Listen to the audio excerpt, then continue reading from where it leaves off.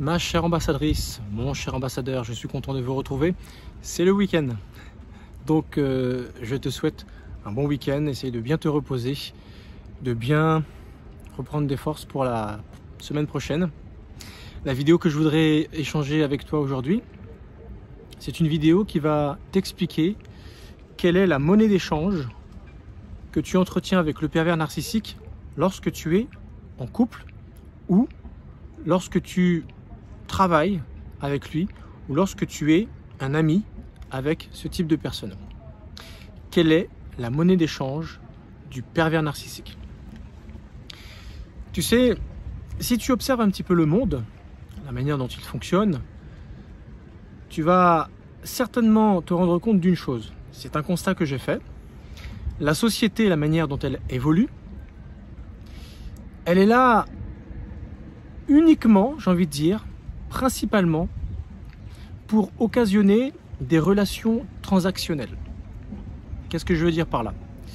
Eh bien qu'en majorité, les relations qu'on peut nourrir dans cette société, qu'elles soient amicales, amoureuses, professionnelles, associatives, tout ce qui pourrait générer qu'un individu rentre en relation avec un autre individu, eh bien les rapports qu'on va nouer vont être, je dis bien en majorité, et pas d'une manière totale et absolue, mais en majorité, des rapports où le conditionnement transactionnel persiste et demeure.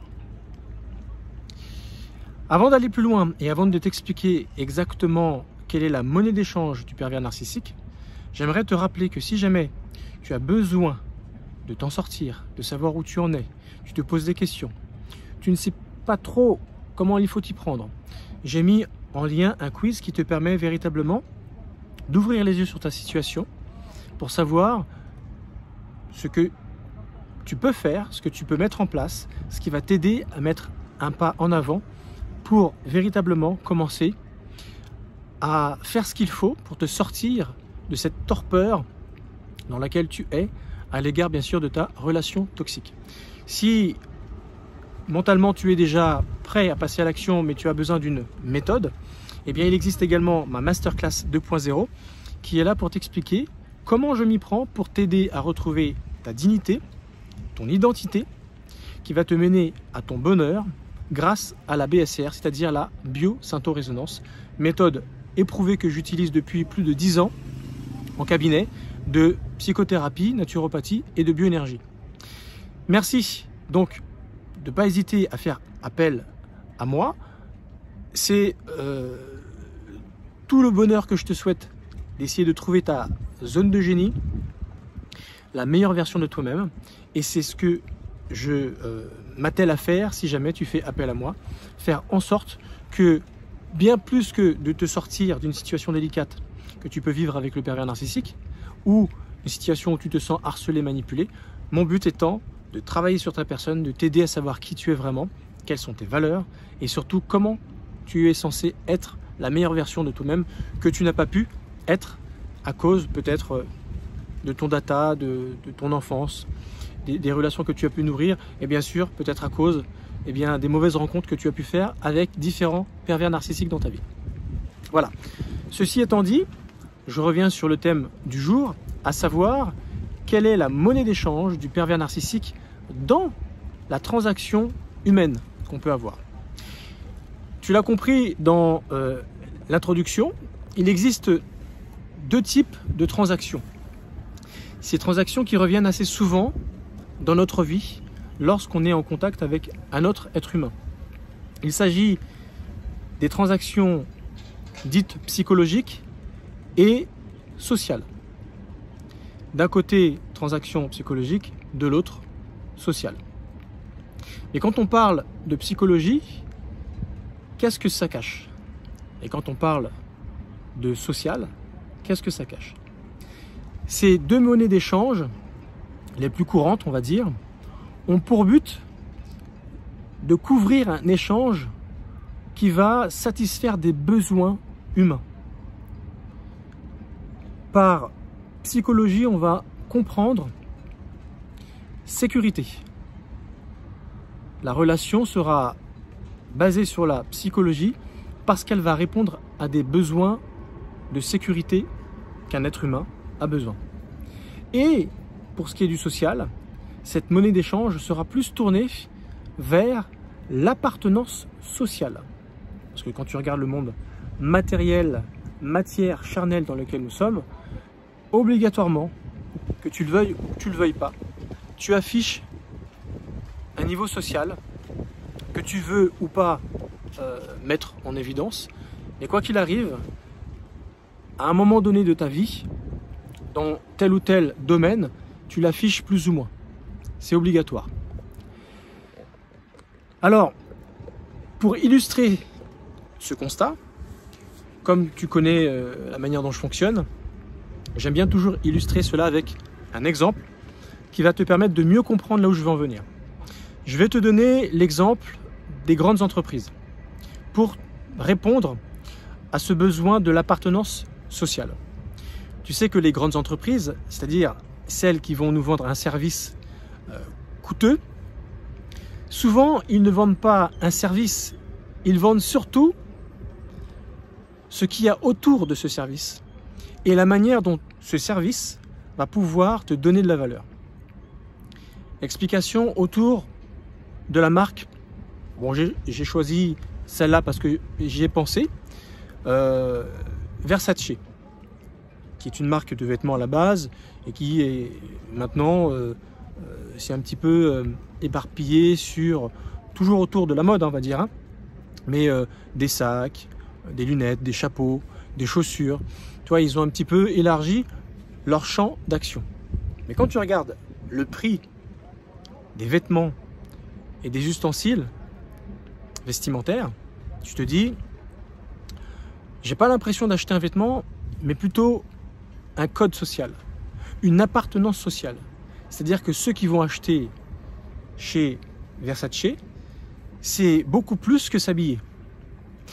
Et cet exemple, on peut le prendre également avec la marque Ferrari, une marque automobile, où Ferrari n'a pas l'intention de te vendre un moyen de locomotion. Non, c'est plus que cela. Il veut te vendre un niveau social, un code social. C'est-à-dire afficher un certain niveau, afficher une certaine réussite sociale. Parce que forcément, tu l'as compris, le commun des mortels, monsieur tout le monde, monsieur lambda, n'a pas les moyens de s'acheter une Ferrari. On est d'accord, hein? Surtout que ces gens-là, souvent quand ils s'achètent une Ferrari, ils n'en achètent pas qu'une. Souvent, il y en a une deuxième, voire peut-être dans une autre marque aussi élitique, mais généralement, ils collectionnent les belles voitures. Cet exemple, je peux te le faire également avec Rolex, une marque de montre très connue, qui a gagné sa notoriété par rapport au mécanisme hyper pointu, souvent visible, de cet horloger. Alors, Rolex, il vend beaucoup plus que l'heure. Non, il ne vend pas l'heure, il vend également un code social. Celui qui met une Rolex à son poignet, c'est histoire de dire d'où je viens. Ce sont des codes sociaux. Et d'ailleurs, il y en a un homme politique qu'on a bien connu, qui n'arrêtait pas de faire jouer sa Rolex autour du poignet. J'ai pas besoin de le citer, tu vois, à qui je fais référence. Donc là, on est sur de l'appartenance sociale. Tout le monde n'a pas les moyens de s'habiller comme ça. Alors tu vas me dire, si jamais je te cite Tati, est-ce que, pareil, ça renvoie à un code social, à une appartenance sociale? Ben, complètement. Mais la différence, c'est que l'intention de Tati, c'est de prouver à ceux qui ont de faibles revenus qu'ils vont avoir les moyens de s'habiller avec un style qui va avoir un petit peu de tronche, si on peut dire, qui va te permettre de te mettre un petit peu en avant dans l'allure que le vêtement va te donner, sans toutefois que ça soit de la haute couture, sans toutefois que le prix et du coup la qualité s'en fera sentir, ne sera pas au même niveau, mais visuellement parlant, tu peux quand même t'habiller chez Tati en te disant ben, je peux quand même malgré tout m'habiller en m'achetant un beau costume, des belles chaussures, même si ça va durer que quelques mois, mais au moins je peux m'habiller et en fonction de mon niveau de vie. Et du coup, eh bien, avoir l'impression d'être un peu comme monsieur tout le monde lorsqu'il s'agit de bien s'habiller, d'avoir des belles couleurs, avoir voilà, un agencement des tenues qui soit un peu à la mode, sans toutefois bien sûr mettre ce qu'on appelle de la grande marque, de la grande couture dedans. Donc du coup oui, ça nous permet d'afficher notre code social, appartenance sociale, mais pour les middle class, les classes moyennes, ceux qui n'ont pas beaucoup d'argent, ceux qui sont même voire au niveau du seuil de pauvreté. On va prendre un exemple cette fois-ci, toujours sur les grandes entreprises, mais par rapport à ce besoin psychologique. Donc je t'ai dit, le besoin psychologique cache derrière une certaine sécurité. Ça m'a fait penser à la société Uber. Uber, c'est une société de transport, mais qui vend beaucoup plus que le transport. Parce que le transport, il en existe partout. On a les transports en commun, on a les taxis. Donc tu vois que se déplacer d'un point A à un point B, tu le peux de différentes façons, contre rémunération, contre paiement. Et Uber, c'est le seul service qui a tenu compte de l'aspect sécurité qui se cache derrière la monnaie d'échange transactionnelle psychologique. C'est pas juste je fais appel à eux et je vais me déplacer d'un point A à un point B. C'est beaucoup plus que cela. Ils vendent un service, une valeur de service qui est largement au-dessus et pas forcément plus cher parce qu'ils ont tout misé sur qui va venir te chercher, tu vas savoir qui va venir te chercher, à quelle heure il va venir te chercher et il sera à l'heure et le prix que ça va te coûter.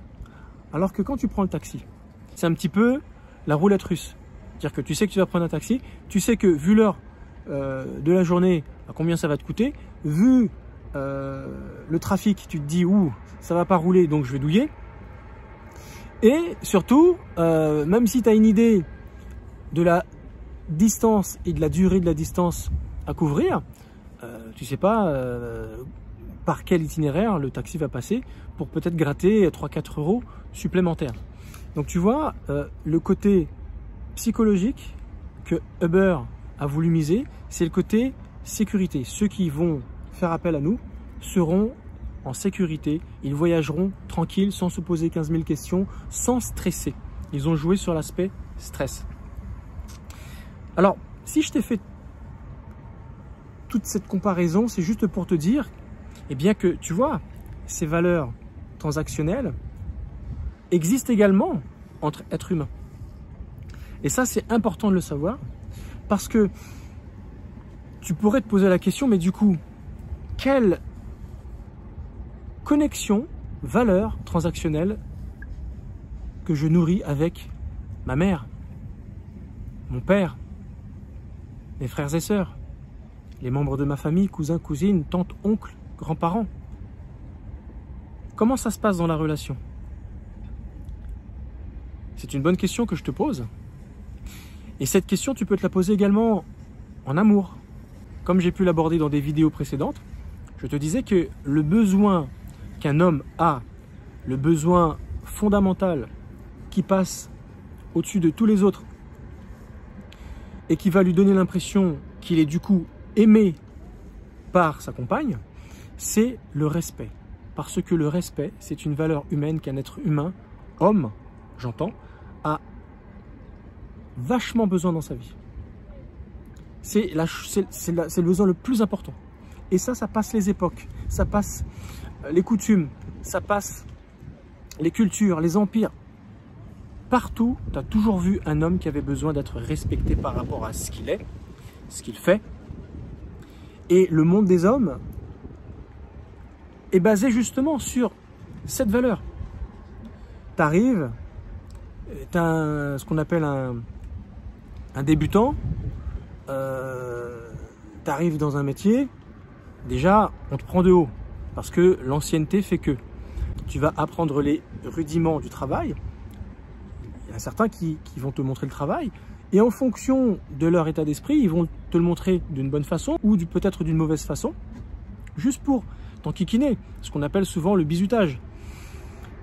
Et quelques années après, tu auras pris un petit peu de bouteille. Toi-même, peut-être tu feras pareil pour les nouveaux qui vont arriver. Parce que je l'ai reçu, je vais faire pareil pour les autres. En réalité, qu'est-ce qui se passe?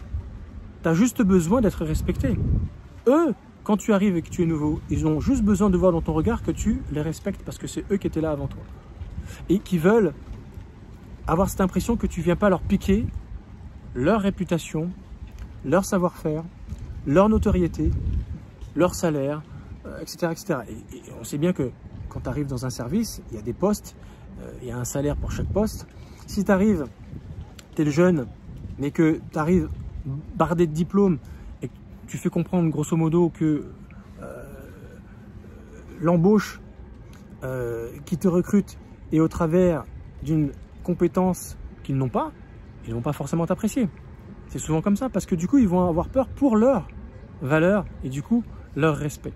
Ça tourne toujours autour de cela dans le monde des hommes. À celui qui aura la plus grosse, qui aura le plus gros muscle, qui fera pipi le plus loin, qui sera le plus intelligent, qui sera le plus. On est toujours dans du superlatif. Et c'est au travers du superlatif que le monde des hommes, eh bien, tourne autour du respect. Parce qu'à partir du moment où on n'est pas meilleur, on ne peut pas faire mieux, on courbe les chines, on se dit, bah, c'est lui. Donc du coup, tu nourris ton respect. Mais ce que je te dis là, c'est également valable en amour. L'homme a simplement besoin que sa femme le respecte. Parce que si ce n'est pas le cas, il va symboliquement se sentir castré. Tu vois? Et donc c'est hyper important. De la même façon, en amour, les femmes, les besoins dans l'échange transactionnel, elles ne seront jamais intéressées vis-à-vis d'un homme si jamais elles ne se sont pas assurées qu'il va y avoir une certaine sécurité. Et là, on retrouve le côté psychologique dont je t'ai parlé tout à l'heure. Côté sécurité, mais derrière le mot sécurité se cache plein de choses. Sécurité financière, parce que le rapport à l'argent, en amour, est très important pour une femme. Elle ne va pas se mettre avec un homme qui est fauché. D'emblée comme ça, même s'il a des beaux yeux et qu'il a une belle allure et qu'il a une belle tchatch. Elle risque de se faire avoir s'il a une belle tchatch parce qu'il va lui faire croire qu'il a ce qu'il faut pour, mais en fait il n'a rien. Et quand elle va se rendre compte, elle va avoir l'impression d'être bernée, trompée. Et c'est souvent cela qui va la décider peut-être à quitter cet homme, même si elle a lâché des sentiments.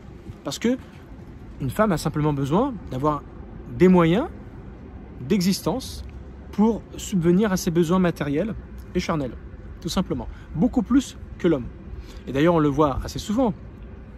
Quand tu es jeune, une vingtaine d'années, où tu vis entre potes, voilà, tu prends un appart avec des copains, tu n'en as rien à faire du rangement, de la beauté, de l'intérieur, du petit cocon, le côté cocooning. Non, je dis pas qu'il n'y a pas des hommes comme ça, il y en a bien sûr. Mais entre hommes, entre potes, on est jeunes, voilà, on se fait une colocation, on vit d'une manière spartiate, très sommaire. On dort même peut-être par terre avec un sac de couchage. Et puis si jamais on trouve une petite dulcinée et qu'on la ramène chez nous, elle va nous dire tu veux qu'on emménage ensemble, mais t'es sérieux parce que là moi je vis pas comme ça. Qui n'a pas fait cette expérience, hein? Et souvent, dès que tu te mets en ménage avec une femme, bah, il faut ceci, il faut cela, il faut qu'elle se sente bien dans son intérieur. C'est très féminin.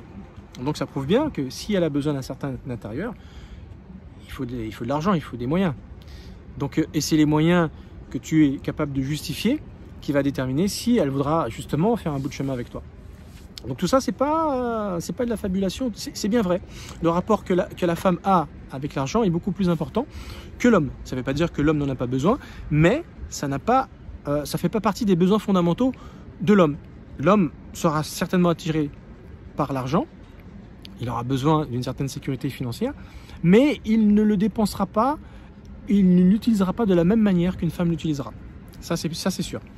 La deuxième chose dont une femme a besoin au niveau de ses besoins, qui vont couvrir également un besoin psychologique, au-delà de la sécurité, il va y avoir la valeur que tu lui donnes.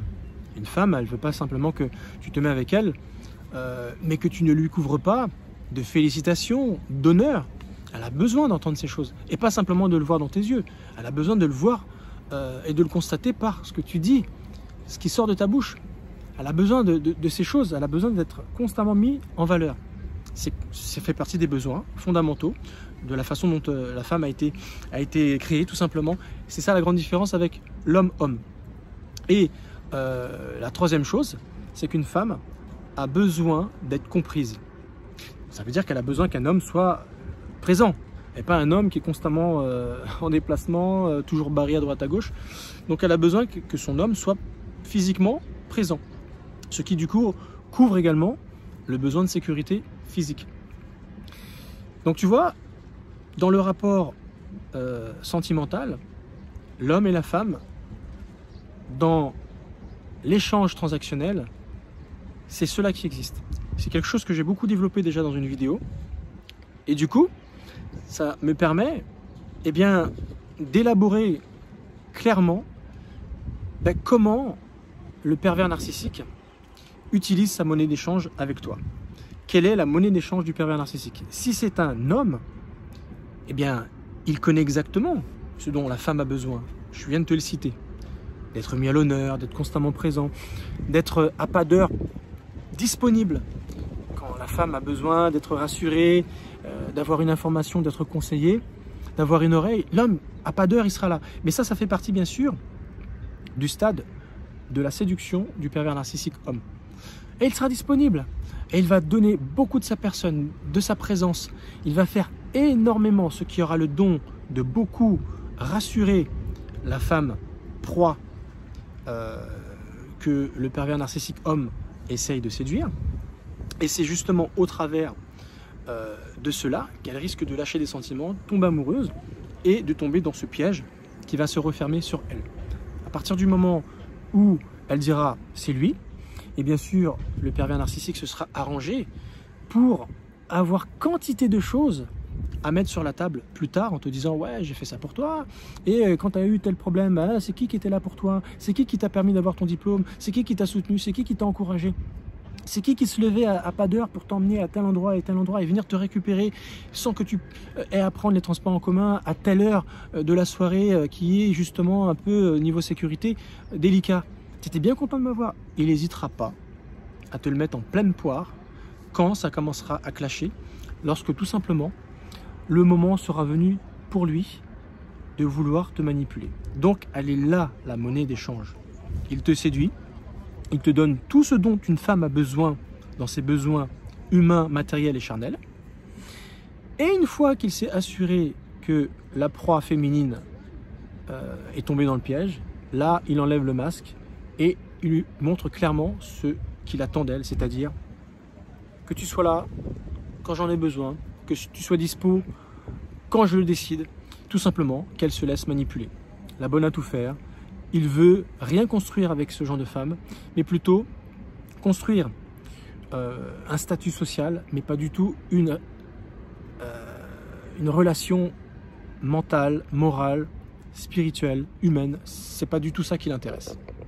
Si jamais c'est la perverse femme, quelle va être sa transaction? Eh bien, ça va être son corps. Une femme pervers narcissique, elle va tout miser sur l'aspect clinquant, parce que les femmes ont compris que les hommes aimaient les belles choses, les belles femmes, les belles formes. Donc elle va faire tout en son possible pour être séduisante.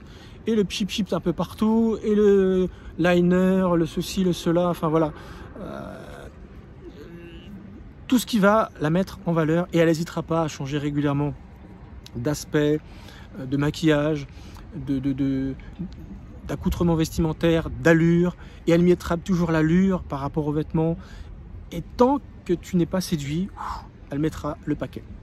Dès qu'elle a compris dans ton regard, c'est bon, je l'ai, et après, comme pour l'homme pervers narcissique, le piège se referme sur toi, et c'est elle qui va te commander, qui va te manipuler. Et souvent, une femme pervers narcissique, symboliquement, castre un homme qui malheureusement a besoin de respect.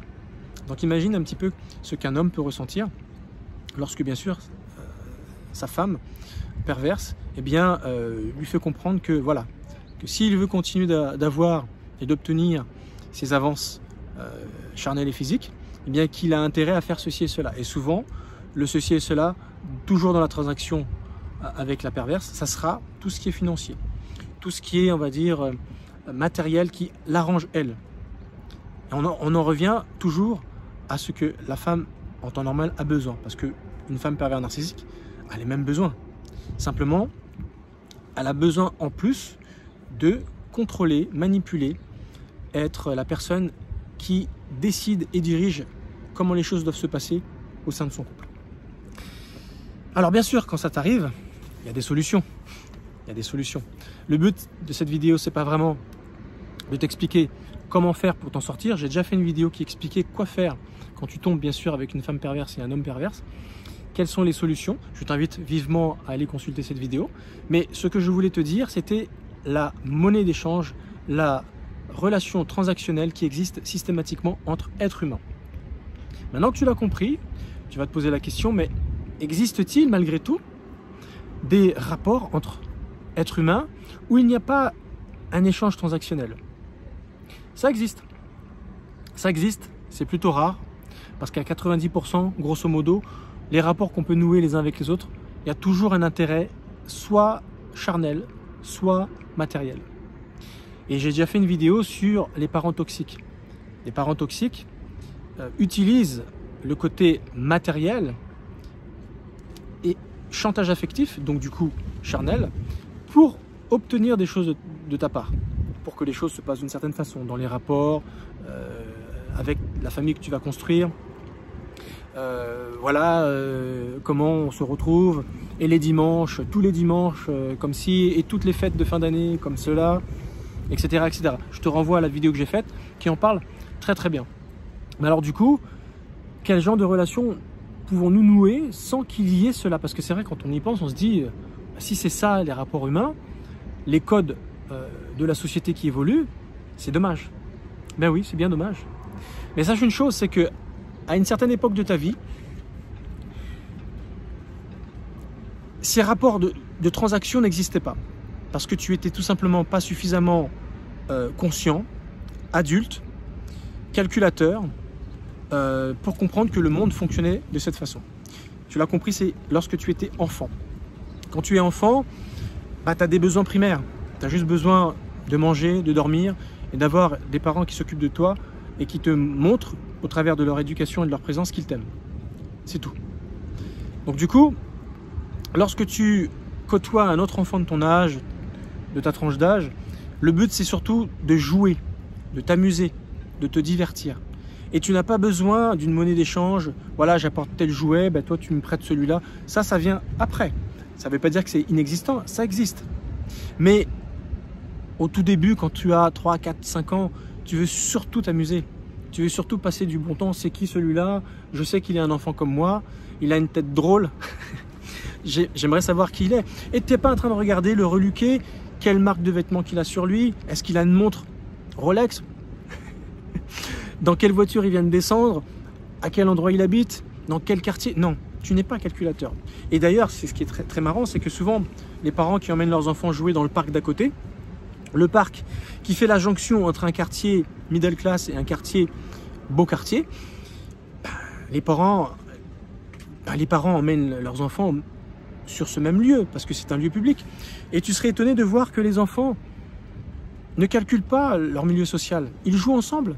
Tu vas voir un enfant riche avec un enfant pauvre, jouer ensemble, ils vont bien s'entendre. Mais par contre, tu verras les parents qui vont se regarder, peut-être gênés, parce que l'un et l'autre sauront pertinemment qu'ils n'appartiennent pas au même bord, qu'ils n'appartiennent pas au même quartier. Tout simplement. Donc c'est pour te dire que voilà, tu as eu cette innocence à un moment donné de ta vie lorsque tu étais enfant. Il n'y avait pas de transaction calculée.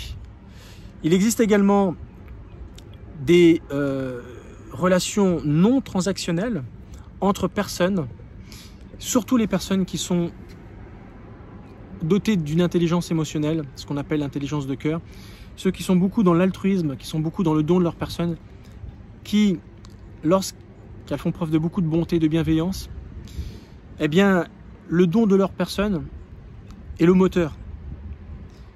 Ça les nourrit. Ce sont des personnes empathes. Les hypersensibles sont empathes. Les HPI, les HPE également. Mais les super empathes, ceux qui sont complètement dans le don de leur personne et qui se nourrissent souvent au travers d'activités, de professions dans l'humain, souvent dans le social, la santé.